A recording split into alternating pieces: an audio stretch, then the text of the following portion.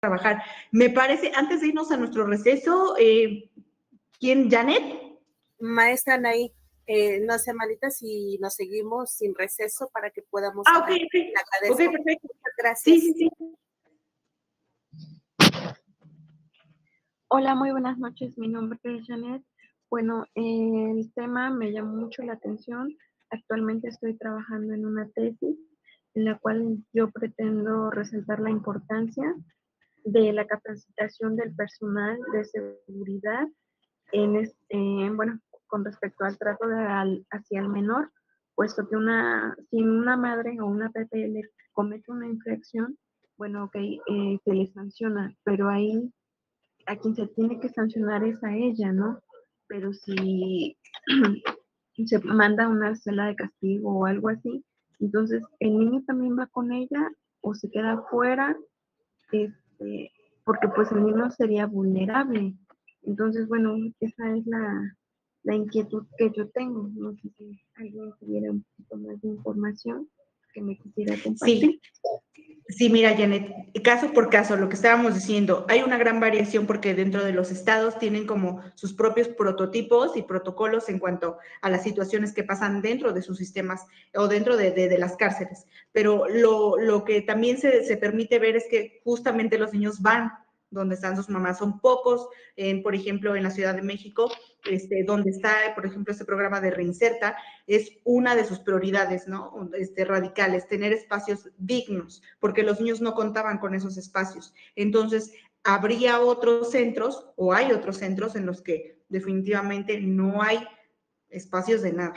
Entonces, se entiende que van con la mamá y obviamente comparten pues la existencia, ¿no? Ahí con las demás reclusas. Bueno, yo lo que pude observar en el de Morelos, en el Penal Federal de Morelos, es que, por ejemplo, tienen una zona donde a ellas las tienen aparte, ¿no? Sin embargo, bueno, a mí me llamó la atención la manera en cómo se dirigió una guardia o un custodio hacia la madre, ¿no? Entonces, es como que te vas, ¿no? Para acá. Y digo, bueno, entonces el personal no está capacitado para estar ahí, ¿no? Entonces, eso es lo que también ayudaría más bien a lograr la reinserción, ¿no? Y si tienen, perdón que te interrumpa, y si tienen estas zonas, pues también habilitarlas, ¿no? Para lo que es, porque quiero suponer que nada más tengo esta zona, tú vete para allá, pero no hay un funcionamiento, ¿no? O sea, un seguimiento que se le dé. Tú estás aquí por esto, pero el pequeño está a lo mejor estudiando, ¿no? O este es su espacio de esparcimiento, ¿no? Entonces, sí habría que poner en tela de juicio que esta falta de capacitación que tienen, ¿no? También permea mucho en cómo va funcionando el que un niño esté dentro de prisión. Claro que sí, porque saliendo, ahora sí el niño sufre discriminación y lo que observé también es que las mujeres salen y ni siquiera se les da dinero o algo así. Bueno, si es que tienen un recurso económico de lo que le llaman de la tienda, se les entrega. Pero si no, nada más salen y, por ejemplo, algunas internas son de otros estados. Entonces ahí entra o vuelven a caer a lo mismo, ya sea prostitución, robo, porque no tienen cómo llegar a sus hogares también, ¿no?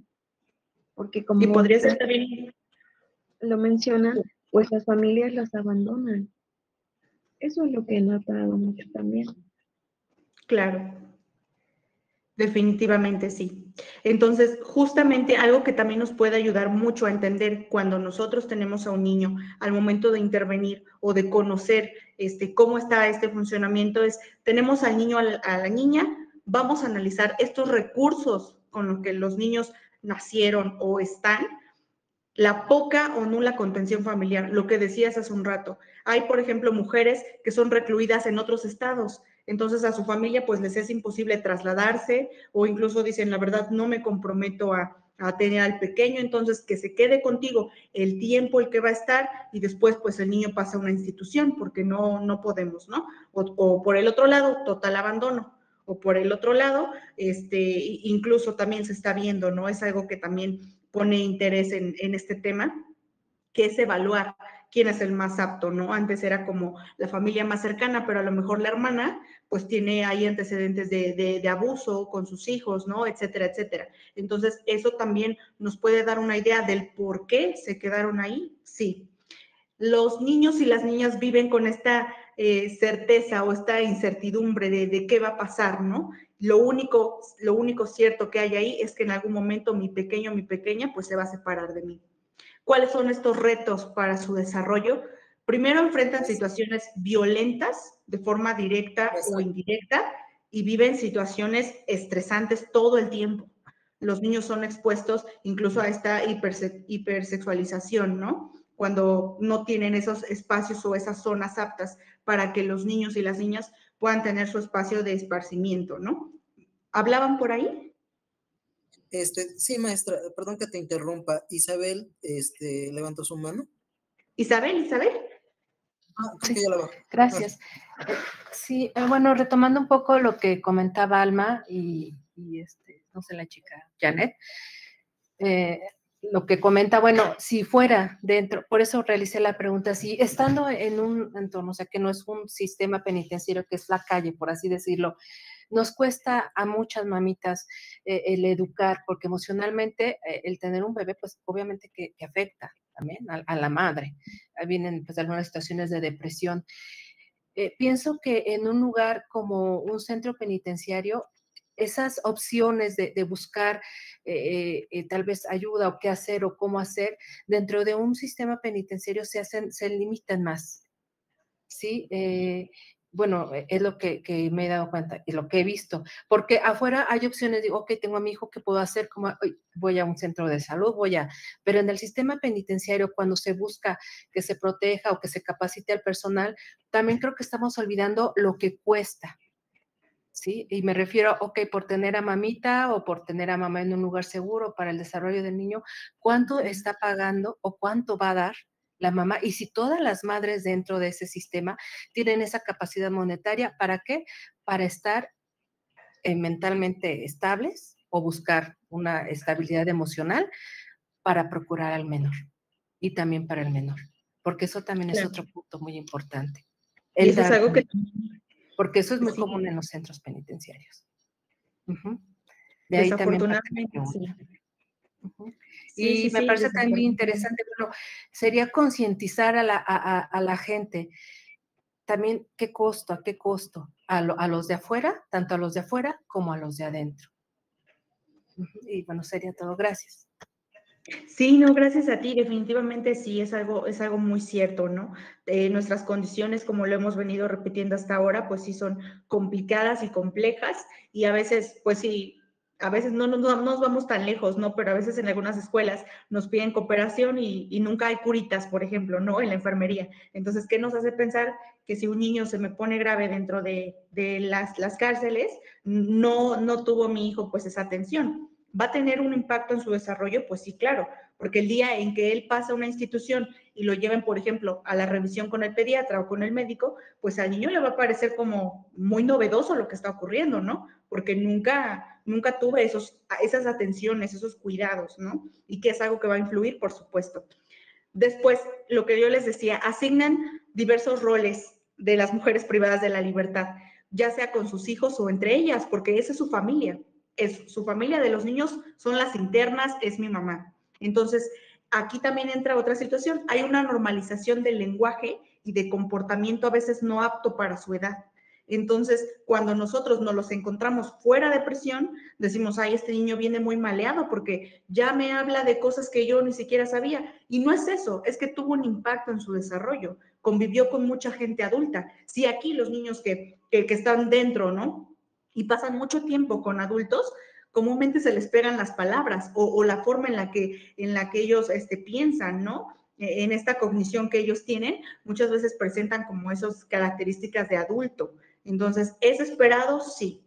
¿Polarizan la intervención posterior? Sí, hay una gran polarización, todas estas condiciones que no le permiten al niño cuando llegue a su nueva familia o a la familia o a una institución, no le permite adaptarse, ¿no? Porque él viene de un, toma esto, siéntate de esta forma, porque hasta incluso la forma en la que las visten, pues están uniformadas. Entonces, todo esto para ellos, al salir de nuevo a otro lugar donde también van a estar dentro, pero ya con un formato diferente, también les genera un impacto en su desarrollo. Para ellos, la concepción de delito y castigo siempre va a ser determinante por la historia de sus madres. ¿Qué es un delito para mí? Porque si mi mamá, en los años que yo estuve bajo las circunstancias que ya hemos explicado, pues yo siempre vi que mi mamita me abrazó, me cuidó, me cantaba o cantábamos La víbora de la mar, y que yo salga y que alguien me diga, no, es que tu mamá es mala porque estuvo en la cárcel. Eso me va a generar conflicto, porque desde lo que yo viví, desde mi realidad, eso no es cierto. Aquí hay una frase bien importante. Si un niño no puede aprender de la manera en que nosotros enseñamos, pues quizá debemos enseñarles desde la forma en la que ellos concibieron la vida. Desde que ellos, entonces, creo que esta frase es medular para la intervención de cualquier niño. Medular. Si nosotros vamos a trabajar, por ejemplo, en albergues, que en algún momento me tocó trabajar en un albergue, me decían las compañeras, es que sabes que es complicadísimo, porque a esta niña no le sacas que su papá se fueron al mercado, ¿no? Entonces la niña lo que pasó es que presenció la detención de ambos padres. Y entonces los policías les dijeron, vamos a llevárnoslos al mercado, ahorita vienen por ti. Y la pequeñita tenía 3 años y dijo, bueno, entonces pasa a estar en el albergue y la niña siempre estaba, ¿a qué hora regresan mis papás del mercado? Entonces, decía la psicóloga, o sea, para mí es complicado porque a la niña no la sacas de esa situación. Entonces, claro que no la vas a sacar, sino vas a transformar ese aprendizaje poco a poco desde su realidad, desde lo que ella vivió. Tú eres un acompañamiento, no somos sus juzgadores o no vamos a decir, ven, yo te abro el mundo y te digo que tu mamá hizo esto, tu papá hizo aquello, ¿no? Que creo es parte también de humanizarnos. Aquí es una tablita justo de lo esperado del desarrollo, por ejemplo, motor en los niños y niñas, tanto grueso como fino. Y yo les hago la pregunta que es más que obvia, ¿no? ¿Creen que los niños tengan esto básico dentro de la cárcel? No. Por ende, cuando salen, es primordial que su desarrollo sea pues estimulado lo más antes posible para que el niño no pierda estas habilidades.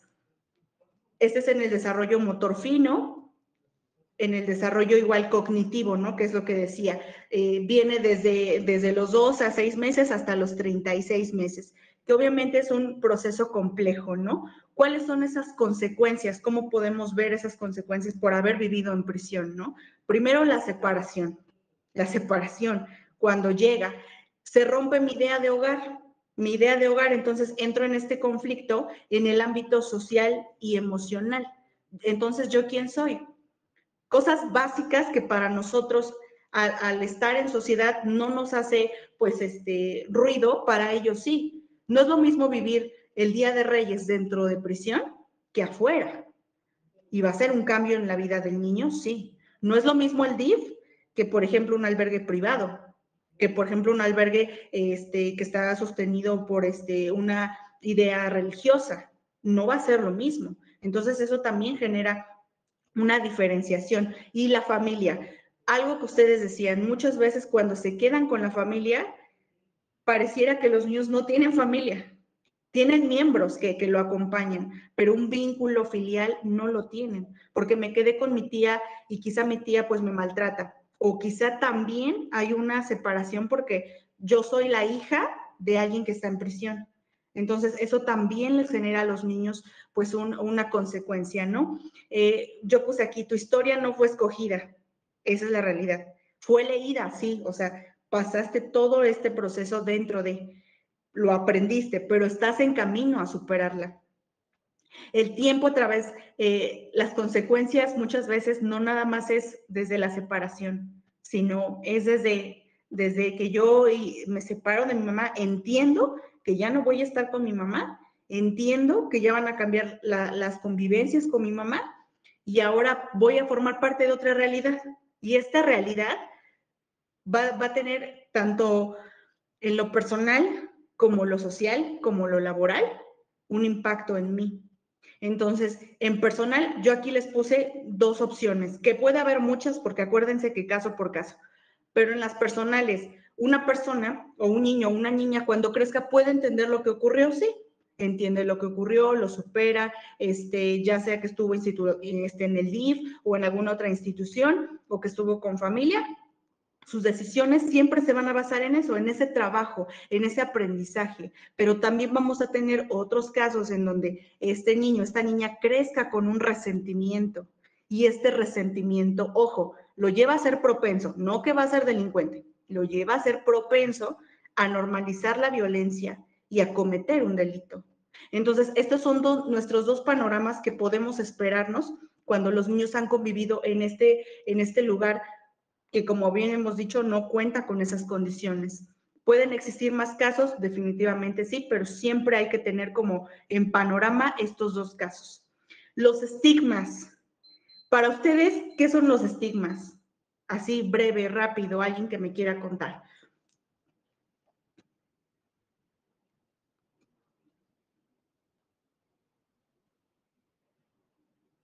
Pues serán atributos que a lo mejor no tienes, ¿no? Pero que necesariamente te imponen, ¿no? A lo mejor mi mamá fue ratera, entonces en consecuencia yo voy a ser ratera. O provengo de una familia de narcotraficantes, entonces soy una persona de lo peor. Y entonces voy a estar arrastrando eso toda mi vida, aunque yo tenga un comportamiento intachable, ¿no? Porque socialmente ya tengo ese antecedente, aunque no me corresponda como individuo. Exacto, y eso es lo que también, muchas gracias Gaby, eso es lo que también no nos permite o no les permite a los niños y a las niñas formar parte de nuestra sociedad, porque siempre están con este resentimiento, con este quita y estira, y eso debemos de hacer lo que es en todos los ámbitos.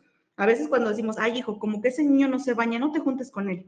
Imagínense, si en cosas tan, a lo mejor cotidianas, hacemos esa separación, esa discriminación. Ahora imagínense un niño que diga, pues ella vive con su tía porque su mamá está en la cárcel. Entonces, eso entre su pasado del pequeño, su presente y su futuro va a estar en cero. Cero empatía para él. Familias diversas, les vuelvo a repetir, muchos en el Inter, ellos se desconectan de su mamá por ese resentimiento de cómo es posible que hayas hecho eso. Tú incluso hasta los niños dicen, ¿no? Por ejemplo, esta pequeñita tenía otra hermana y decía, si yo estoy aquí, odio estar en el albergue, porque por culpa de mis papás, porque ellos son delincuentes, yo estoy aquí. Entonces, eso definitivamente les genera ese resentimiento, el no poder tener esta familia diversa, porque para nosotros, ya no tienes familia, como ya están en la cárcel, ya no tienes mamá y papá, olvídalo, no, sí tienes mamá y tienes papá, pero como sociedad no estamos preparados para estas familias diversas. A veces decimos familias, mamá, papá, gatito, perrito, todos juntos como chicles, y no necesariamente. Si mi papá trabaja fuera, es mi papá, sigue siendo mi papá, sí. Si mi mamá falleció, sigue siendo mi mamá. Pero a veces no tenemos como esta cultura de aceptar estas situaciones diversas. Y obviamente como delincuente, yo ya tengo 10. ¿Por qué? Porque nací y viví en prisión. El impacto de estas consecuencias se refuerzan en el ámbito sociosanitario, como decíamos, ¿no? O sea, los niños empiezan a generar estos nuevos hábitos. Me pasaba que, por ejemplo, en el albergue que yo estuve, los niños decían, ¿cómo? ¿Revisión de qué? Oye, lávate bien, ¿pero dónde? ¿No? Porque todos se bañaban juntos o porque quizá no tuvieron estos hábitos, entonces para ellos es complicado, no difícil, es complicado, pero se adaptan porque aparte son niños que aprenden y desaprenden constantemente. Siempre aquí lo que va a importar es el adulto que esté frente a estos niños. En el ámbito social, que ni se diga, en el ámbito laboral y profesional, sí. Muchas veces, por ejemplo, una colega me decía, yo soy psicóloga y no sabes cuántas personas me juzgan. ¿Por qué? Dice, es que yo fui violada, me violaron. Entonces yo decidí ayudar a personas que estaban en la misma situación y entonces la gente no me perdona eso porque dice, ¿cómo tú las vas a ayudar si tú fuiste víctima? Entonces muchas veces ese tipo de comentarios en el ámbito laboral y profesional no te permiten ayudar. Entonces sí, hay que hacer, ¿no? una suposición. Si un niño decide ser abogado y quizás hasta ayudar a su mamá, muchas veces también va a tener esa implicación. Es que tú lo haces por salvar a tu mamá, por quizás hasta limpiar su nombre. Y no es así. No permitimos que ellos se desarrollen. En el ámbito familiar, pues como ya lo hemos repetido, hay un video que cuando tengan tiempo véanlo, está en YouTube y se llama Madres en Presión en México. Hay 2 frases que me gustó muchísimo y los pongo en contexto. La mamá estaban diciendo justo de Reinserta que los llevaron a Cancún por primera vez y que los niños no se querían dormir porque decían, wow, las estrellas, el camino, los coches, y tú como adulto dices, niño, es un coche, no te emociones. No, sí era emocionante para ellos. Entonces decía, en el momento, la mamá decía que mi hijo o que salga al mundo exterior y alguien le diga que la cárcel es mala, él jamás me va a volver a recordar. Jamás, porque le va a causar tal impacto que va a preferir decir, se murió mi mamá, me abandonó, que decir, está en la cárcel. Posteriormente hay otro comentario donde dice, los niños cuando son adoptados por la familia más próxima a la mamá, ¿no? Como una cuñada, un tío, no la familia nuclear necesariamente, pero llegan a las escuelas, les dicen, oye, ¿cómo está tu mamá? No, pues no tengo mamá está en la cárcel. Entonces los niños dicen, mamá, es que tengo un compañerito que su mamá está en la cárcel. No, mañana no le hables, no, ni compartas tu torta con él y aléjate porque hasta te vaya a pasar un piojo o algo así. Entonces la mamá dice, decirles a las mamás que piensen antes de actuar. Si yo pudiera cambiar muchas cosas, lo haría. Pedirle a las autoridades que pongan más atención en los pequeños. No tienen la culpa de estar acá. Lo pongo entre comillas porque textual lo dice la mamá. Y creo que es algo que tenemos que forzar mucho en las escuelas, mucho con nuestros niños, con nuestras niñas en general. La no discriminación, el incluir e incluso sentir esa empatía. La empatía sí se inyecta y creo que es lo primero que tenemos que inyectarle a los niños. En el proceso de separación, ¿qué situaciones nos pueden llevar a analizar? Bueno, primero el duelo. Es una pérdida, sí. Muchas veces asociamos el duelo con muerte, pero no es así. No murió su mamá, pero es un duelo. Perdí mi hogar donde yo estaba con 30 mujeres y ahora ya estoy con niños y niños groseros que me dicen de cosas, ¿no? Ya tengo un horario también para comer. Si me quedé en el DIF, hay un horario para desayunar, para comer y es similar a lo que yo estaba pasando, pero no está mi mamá. O si estoy con mi tío, pues ahora mi tío pues trata a lo mejor de complacerme. ¿Qué se te antoja? ¿Quieres hot cakes? No, pues no sé qué es hot cakes. Nos daban una tortilla con frijol, no sé qué es hot cakes. Entonces, todo eso para un niño, imaginémonos de esa edad de 3 años, es fuerte, es complicado. Entonces, en el proceso de separación es importante como psicólogos trabajar en ese duelo, en la pérdida de su hogar, de quiénes son ellos, qué representaba estar con su mamá. 2, el estudio de opciones, no juzgar. De todo lo que su mamá pudo decidir, nadie se quiso hacer responsable y se quedó con su madrina, ¿no? Entonces, desde la trinchera de la madrina, desde sus posibilidades, ella va a criar a ese niño. O desde el DIF, pues el niño va a ser criado por 3 psicólogas, una trabajadora social, van a rotar, o sea, todo eso influye en el niño, por supuesto. Nuevas medidas de convivencia. Decía la cofundadora de Reinserta que cuando están en el DIF solo ven a su mamá una vez al mes. Entonces, eso puede variar mucho, pero ahora los niños sí entienden que es tiempo. Pasan no sé cuántos días hasta que va mi mamá. Entonces, todo lo que me ocurrió lo tengo guardado y ya cuando veo a mi mamá, pues es una hora y rápido y me pasó esto y me pasó el otro. Entonces, todo esto es un proceso complejo para ellos. Entender, son 3 ámbitos, pero son complejos.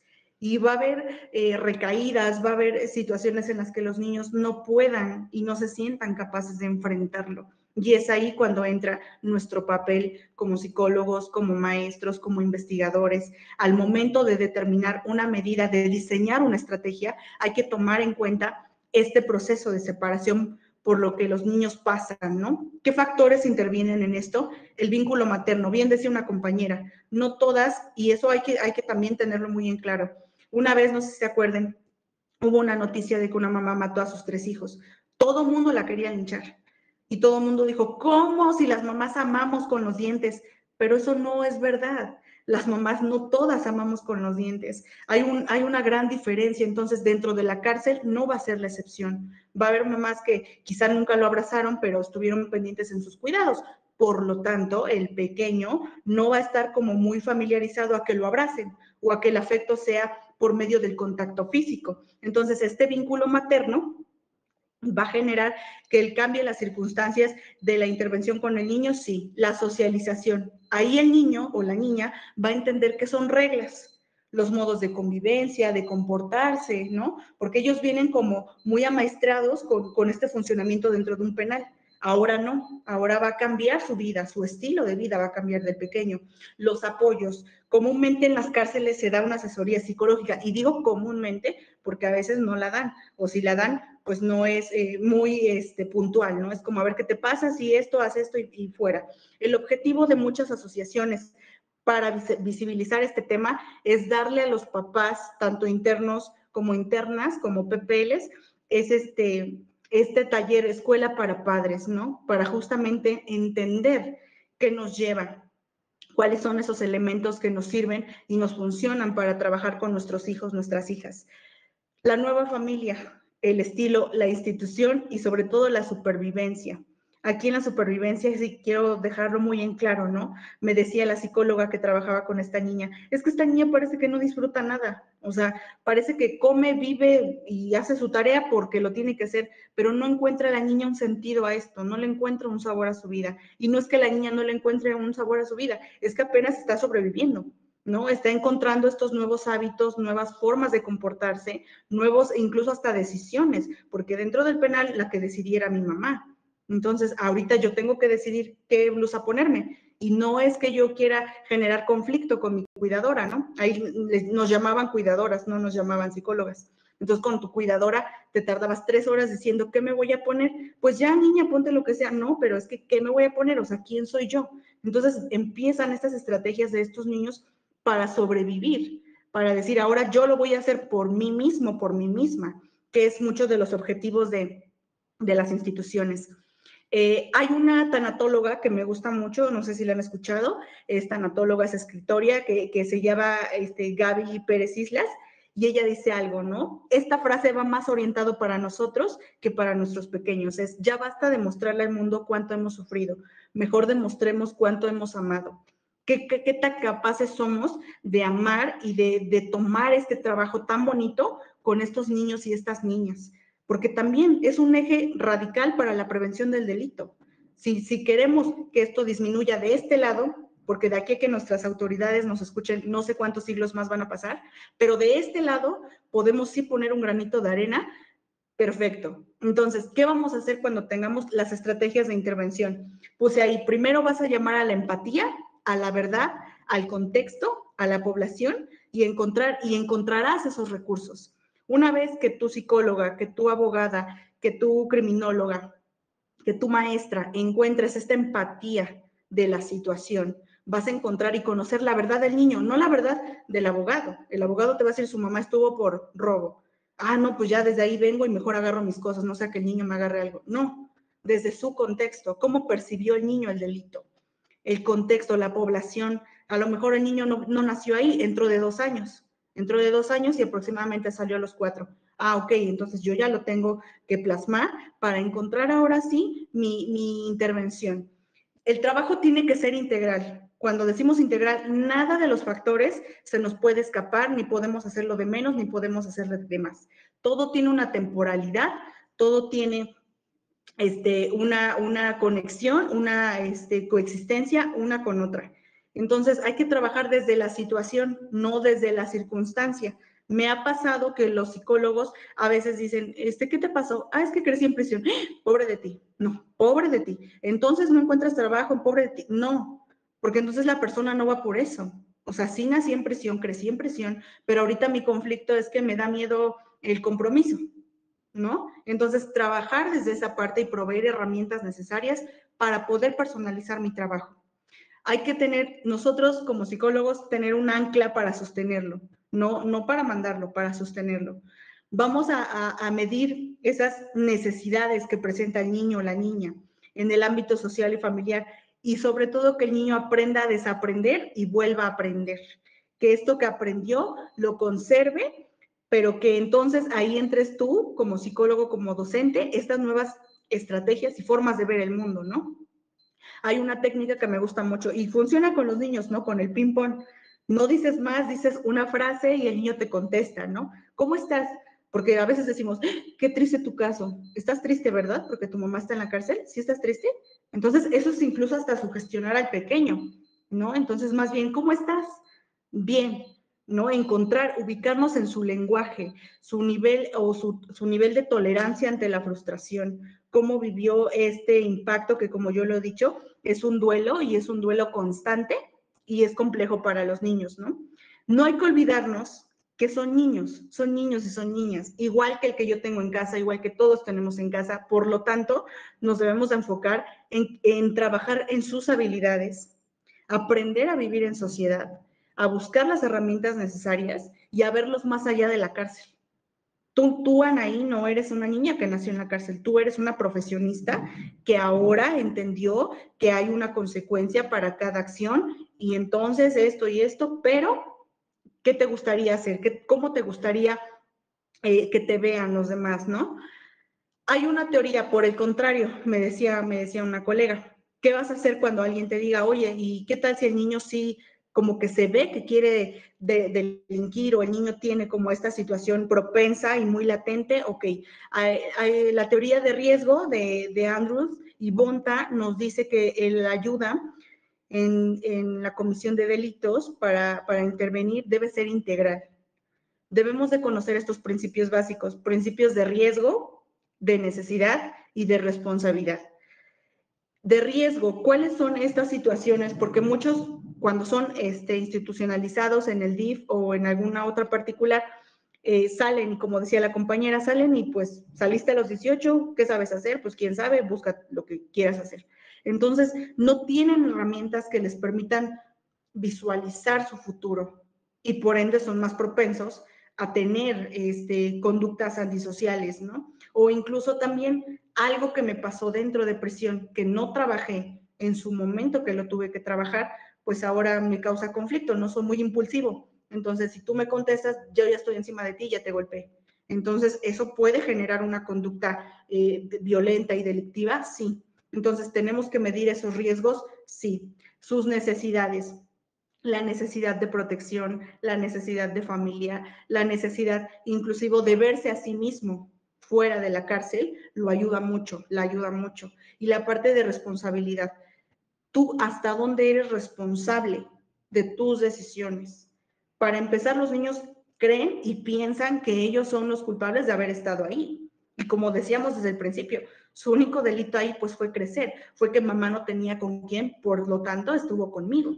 Pero entonces no soy culpable y trabajar con esa culpa también los ayuda mucho a no sentirse pues identificados. Bueno, pues si ya fui malo desde chiquito, pues ahorita también lo puedo hacer, ¿no? O puedo llegar a normalizar eso. Y justamente hay que visibilizar aquellas organizaciones que ayudan mucho a este tema, que es Reinserta. Yo desde que lo conocí, créanme que me enamoré y justo me enamoré en la universidad.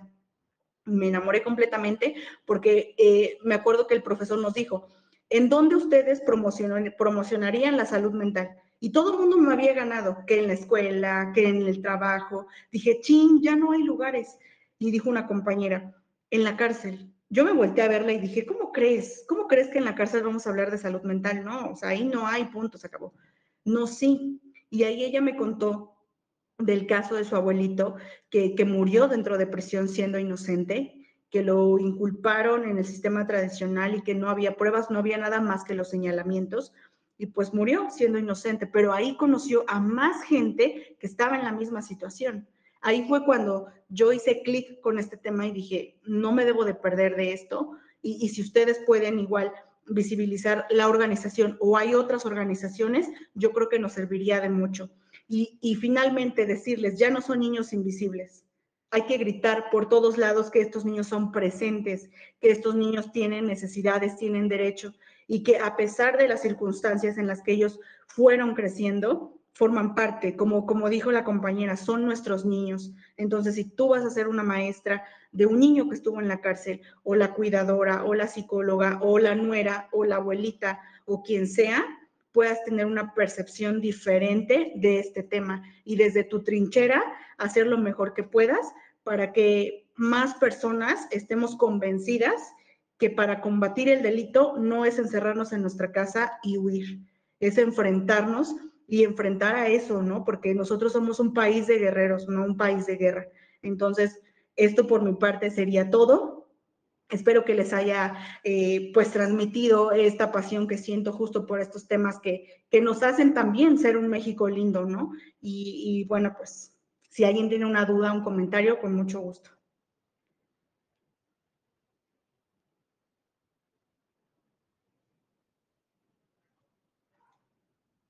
Pues Joana, y agradecerte por supuesto que hayas tocado este tema.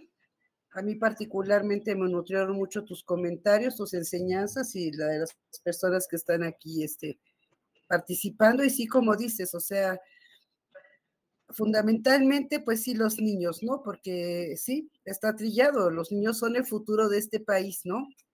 Estaba yo leyendo, hay veces que la población de niños no llega ni a 500. Pero no por ser en número pocos el problema es minúsculo, al contrario, es un problema muy grave. Muchas mujeres que se embarazan dentro de prisión, muchas son por abuso sexual. Hay trata de blancas dentro de los penales. De lindas dejan nacer a sus niños, eso habla bien de ellas, ¿no? Entonces, ya tienen un problema con estar encerradas.